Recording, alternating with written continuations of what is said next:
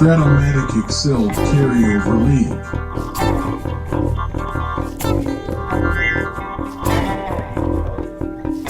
Brought to you by the Shrimp Troller.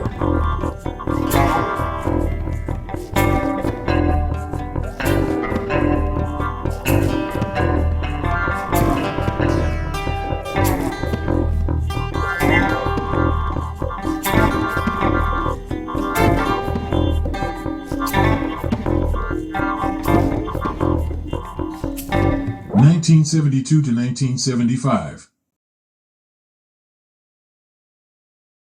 Game 131, Mariners at Mets. Welcome back, baseball fans. 1972-75 Carryover League. And we're getting started in some interleague. That's right, cross-league battles. Start. We've actually had one already that I played off camera. And, well, let's just kind of go through the schedule, just so you understand when I say interleague battle, what that really means here. Here's our schedule. We play 6 rounds of baseball before the All-Star break, okay? Round 1 was all cross divisions, highlighted in green. And then the next 4 rounds, within a division, you have a divisional battle, you have a cross-divisional battle, and you have an interleague battle for the next 4 rounds of baseball, which takes you through June. And then right before the All-Star break, you have all best-of-7s within your own division. And that's your regular season series season before the All-Star break. The yellows are your interleague battles. And every division is matched up against another division. And it goes rotating. And we already had a battle between Milwaukee and St. Louis. Milwaukee took 2 out of 3 from the Cardinals, which means also that the Midwest plays the National League North. And there's some good teams in those 2 divisions. They play each other. And today, we have a series between Seattle and the Mets. So you have the American League West. Seattle plays the Mets from the National League East. Is with the rotation this year. There's some good battles for this. Oakland, the big bad Oakland Dynasty A's will have to play the Atlanta Braves. Ooh, that's the penalty you get when you have that first place schedule. Speaking of that, that's the brutality of the White Sox schedule. This thing is nuts. They had to play Baltimore. They played Oakland, and when they play interleague, they got the Pirates, the world champs, plus the rest of their division that's playing well. So. Other cross divisions, the American League North plays the Mountain Time Zone. A lot of expansion teams here. You've got Arizona, Colorado, Las Vegas, Portland. You have the Expo re-expansion. You can call it Ohio players. And then, of course, the American League East plays the National League West, highlighted by Baltimore and the Giants in the Orange and Black series. Dodgers, Red Sox.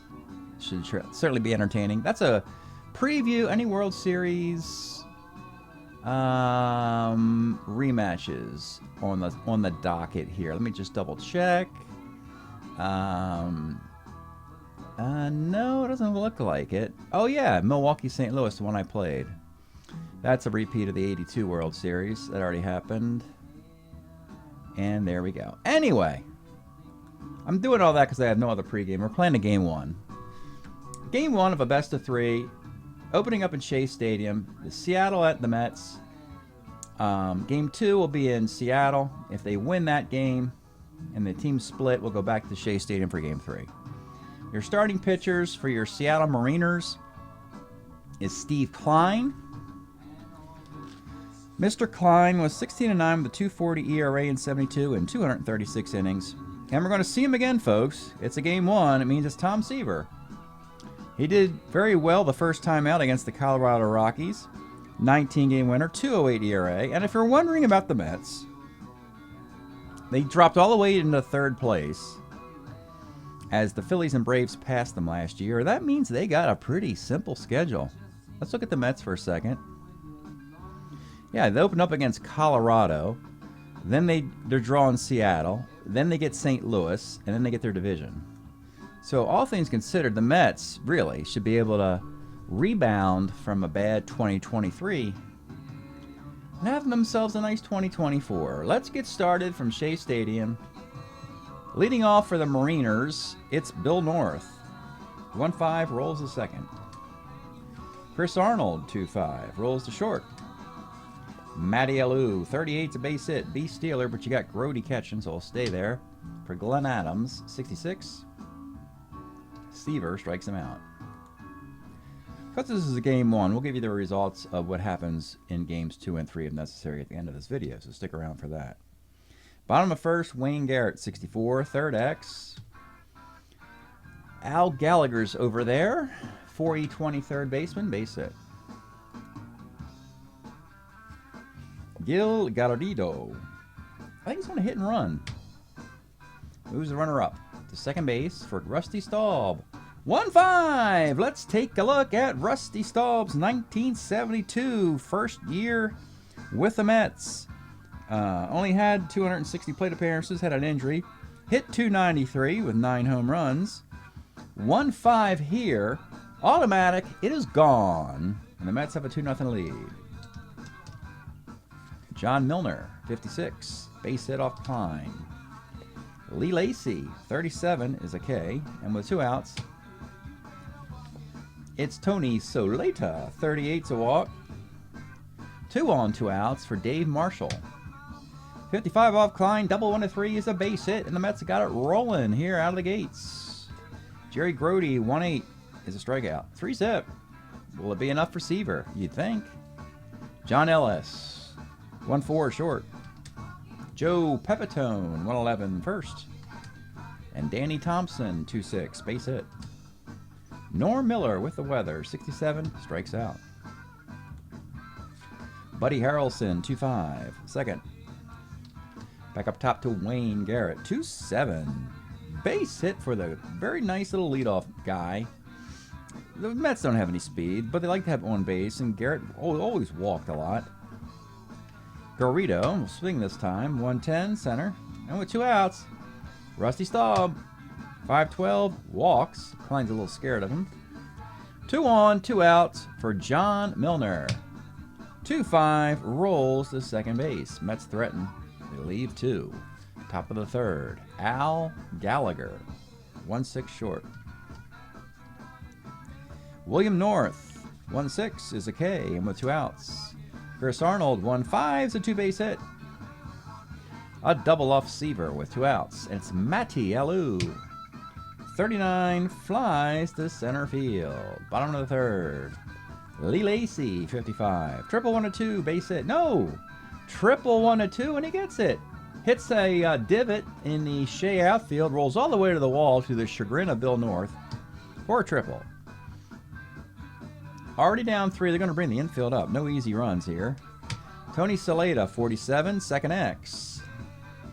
Chris Arnold, oh boy, 4E37. You know, look, Seattle is an expansion team, so we have a predictive result coming here, folks.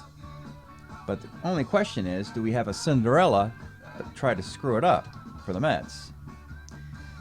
So far, we don't see it. Dave Marshall with a runner at first. 1-4, center. Jerry Grody to the max, pops to third, and with 2 outs. Bud Harrelson, 2-7, is a strikeout. Seaver now, 4-run cushion. Top of the fourth, Glenn Adams, 47, double 1-7 fly ball, and it's a fly ball. John Ellis, 36, single 1-19, gets it. Joe Pepitone, 68, pops to third. Danny Thompson, 35, is a walk. 2 on, 2 outs for Norm Miller. 35, let's take a look at a card, folks. Here is Norm Miller with the weather. Chances, he just sounds like a weatherman's name, not a baseball player. Norm Miller. Houston Astro in 1972. Had 4 home runs and 100 at-bats. That would be 20-something if you played a full time. 13 walks as well, with a 243 average. Very accessible hitter for the timeline, frankly. In a dead ball era in 72. 3-5, automatic for Norm. Cranks one out of what would have been the Astrodome. Is out of Shea Stadium. We got a ball game. Just like that. Seaver. The only way you can really beat Seaver is with the long ball. That's about it. Him, Catfish Hunter, Jim Palmer, guys like that. If you're not hitting it out of the park, forget it. 4-3 with 2 outs. It's Al Gallagher. 2-9, single 1-9, gets it. Back up top to Bill North. 45 off of Seaver. Homer, 1-7, double the rest. It is double the rest. Gallagher trying to tie this thing. 11-12-13 against the Lee Lacy arm in center field, and he's thrown out on a 20. Trying to tie the game. All right, bottom of the 4th. Mets clinging to a 1-run lead. Wayne Garrett, 2-6, pops out. Gil Garrido, 68, pops to short. And Rusty Staub, 6'10", center X. Bill North, 2-10 in center. It's a single, though. John Milner, 2-7, is a K. Momentum has flipped to the visitor. Top of the 5th, Chris Arnold, 2-5, short. Matty Alou, 46 off Seaver, 1-1 fly ball. That's how you win a Cy Young. You know, you always see the inviting column, but then you look closely and it's just death. 1-1 fly ball the rest, fly ball the rest. Glenn Adams, 52, flies to right field. Well, Mariners have chipped it, made this ball game 4-3, bottom of the 5th. Let's pause a moment for station identification. This is the Shrimp Trawler video channel. Este es el canal de videos de camaroneros. You probably wonder why I play the first half of this game so briskly. Well, that's because I got some hot piping coffee on the table, and I can't drink it because I'm broadcasting the game. So now I've had a couple swigs. We'll see what we get here. Bottom of the 5th, it's Lee Lacy. 45 off Klein, pops to second. Tony Saleta, 311, second. And Dave Marshall, 62, pitcher. Actually, the last half of the cup of coffee, as explained by the speed of the game. Top of the 6th, it is John Ellis, 2-2, fouls the catcher. Joe Pepitone, 58, Ks. Danny Thompson, 48, Ks. Seaver, after a rough 4th. Well, one bad swing in the 4th. It's 4-3, bottom of the 6th. Steve Klein. Do not underestimate how great a pitcher he is. The one that got away from the Yankees. Mariners love him at the top of their rotation. Jerry Grody, 6'10", third X.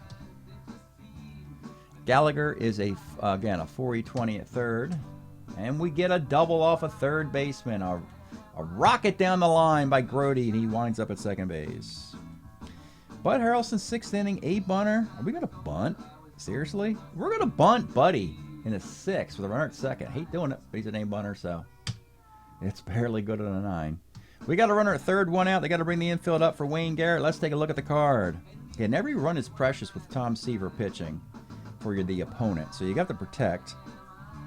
It's going to be hard to get 6 runs off Seaver, so you really have to prevent this run from scoring. Wayne Garrett, 266, 300 at-bats, 6 home runs, 50 walks. You know, it's weird. He can play short, but he can't play second in this year. Normally he's second and third. Has power versus left-handed pitchers with a ton of walks as well. Pretty versatile player. Long-tenured Met. Here we are. Here's the pitch. 2-5 with the infield up is ground ball first. B cuts him down at the plate.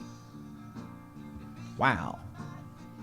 Now with 2 outs, Garrett at first, he's going to try a stolen base off a +2 arm catcher, and he's out stealing. So the Mariners, they are jubilant here. Inning started with a double and a sac bunt. Guy gets cut down at the plate and cut down at second. Mets spinning their wheels here into the top of the 7th, and here's our boy, Norm Miller, to lead things off. 47 off Seaver is double 1-7, and he connects and gets the double. And we have some nervous fans at Chase Stadium here. Al Gallagher, runner at second. 64 off Seaver, short X, but you got Buddy Harrelson, the fixer, at short. Makes the play. Runner has to hold at second. William North, 2-4, misses the column, rolls the third. And with 2 outs, it's Chris Arnold. Let's take a look at this guy. You know, you're going to see a lot of extra player expansion cards you're not familiar with on Seattle. Guys with like 100 at-bats or so. That's what you have to do. You have to pick and find those unprotected extra player cards and make them cornerstones of your team for as long as they exist, because they don't exist very long. Chris Arnold's best year was this 296 card and only 62 plate appearances. But a guy who could play catcher and second and third. Multi-positions is also advantageous for teams like this. You see John Vukovic, Pachort, Morales, Al Gallagher, and Chris Arnold. They all play 2, 3, 4 positions. So, with the tie run at second base and 2 outs, here's the pitch to Mr. Chris Arnold. 2-8, rolls to short. Stretch time in Shea Stadium of a very tight 4-3 affair. We are, of course, enjoying listening to this record, which I don't have the picture of. Here we go. There we go. We got Lou Reed's first record in 1972. I Can't Stand It, Lisa Says. We have Ride Into the Sun, and of course, Ocean.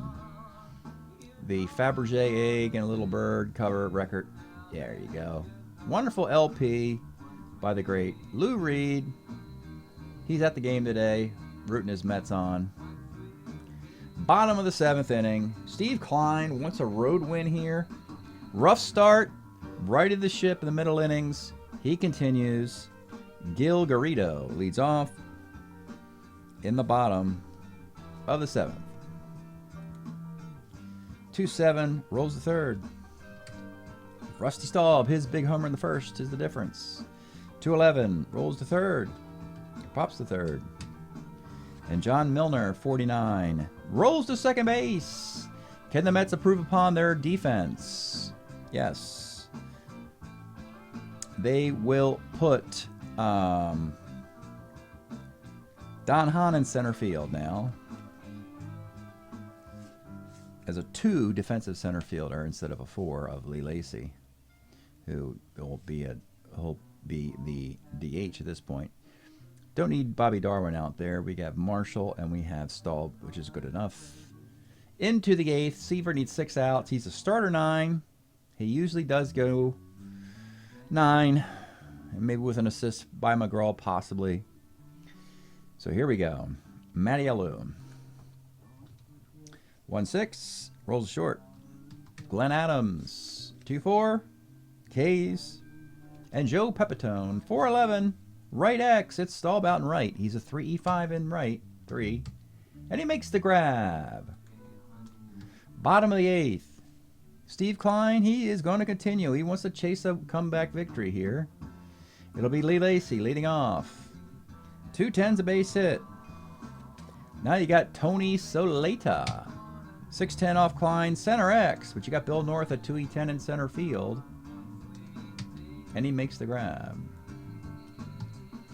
Dave Marshall, 59, skies the center field, and with 2 outs, it's Jerry Grody. 1-2's hit by the pitch, 2 on, 2 outs, and it's Bud Harrelson. Let's take a look at a guy. Let's take a look at Buddy. You know, had 4 years to choose from. This is the year he's a 1 at short. And not only just that, he actually can hit the ball. He's hitting .258, 48 walks, and 356 at-bats. This is the best of both worlds, folks. The only thing he doesn't do is steal like he used to. Steal bases that much anymore, but hey. 2 on, 2 outs. The pitch to Bud Harrelson. 56 off Klein's a base hit to left field. Lacy's running. 14, 15, 16 against the plus. Oh my God. Yeah, a +5 arm of Matty Alou. It's 1-22, and yeah, he's in there. And Grody goes to third. And I don't know where that ball ended up, but you know. Anyway, runners on the corners, and you just hit Klein's point of weakness. Tough insurance run to allow in that situation. And he'll leave after 7 2/3. We want to get Wayne Garrett out to keep this a suspenseful finish. So skip Pitlock. We'll come trotting out of the Seattle bullpen. Kind of a lefty specialist, kind of, sort of. 74, 3-3, 4.42 ERA for the Chi Sox. He's a skip. They also have Skip Lockwood, the Seattle Skippers, the Skipjacks. Anyway, Skip Pitlock in the 8th, trying to get the 3rd out with runners in the corners. It'll be Wayne Garrett. Hits lefties well.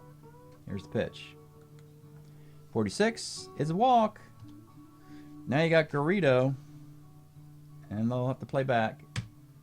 212, short A plus injury. Okay, so base loaded, 2 outs. You get a ground out. You also lose your second baseman. So we'll put Lacey at second. And I guess we'll put Bobby Darwin in the outfield as an extra, to replace the injured player. And we'll move Dave Marshall to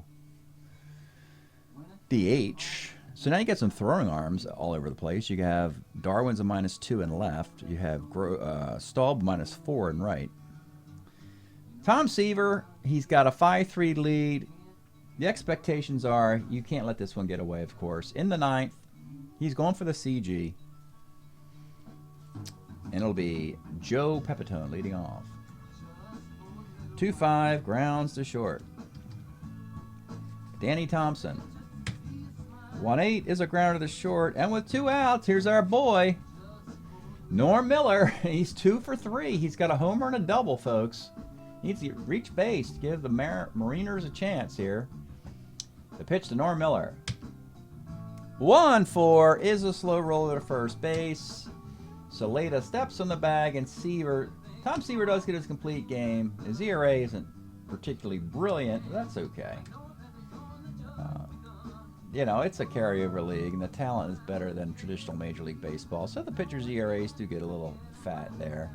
Seaver does get the win in Game 1. 8 hits, 3 runs on that 3-run swing by Norm Miller. Walking 6 strikeouts in his complete game. Norm Miller walked the guy, then he got another guy out. A tough loss for Steve Klein. 11 hits and 5 runs. They were all earned. He did walk 3, struck out 4. Just misses a complete game of his own.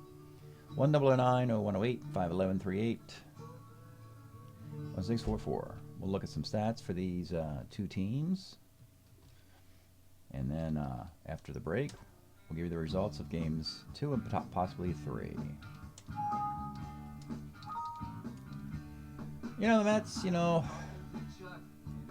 I mean, you can only play the teams on your schedule, as we like to say. Doesn't mean you have to beat them 10-0 because they're theoretically inferior. You just need to get a W.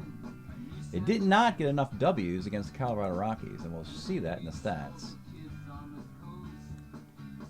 Actually, they did. The Mets won 3 out of 4 against the Rockies, and they just won Game 1. So they've just played 5 games. They're 4-1 against Cupcakes, hitting .289, which is great. But they're also got a .409 ERA. This is the Mets, built around pitching. So that's concerning.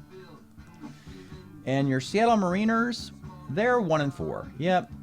They got an intriguing team. They got some nice batting average sprinkled around. They got a great starting rotation. Good closer. But they're hitting just .212. So these extra player guys who hit .280 or .290 on their cards, they're just not doing enough. Not enough Norm Millers, I guess. .212 with a .460 ERA. And if you're thinking about, well, how does that relate to the league ERA? In 131 games, we're hitting .267 with a .402 ERA. So we'll get back in a moment with results of Game 2 or 3 if necessary. Stay tuned. All right, baseball fans, here's your box score from Game 1. Tom Seaver beating Steve Klein 5-3. So can the Mets get a quick and easy finish to this series by going to the Pacific Northwest, flying across country? Let's see what that airfare gets them. It's John Matlack and Ross Grimsley, a battle of lefties. Well pitched and played game. Bottom of the 2nd, though, Matlack runs into trouble. Singles by Danny Thompson, Tom Pachork. RBI single by Vukovic, and then you get a pass ball to score a run off of Grody, which is very shocking, but that's what happened. 2-zip. The story today, Ross Grimsley. He scatters 4 singles. And then this is a 2-0 game into the 9th. And it's decision time.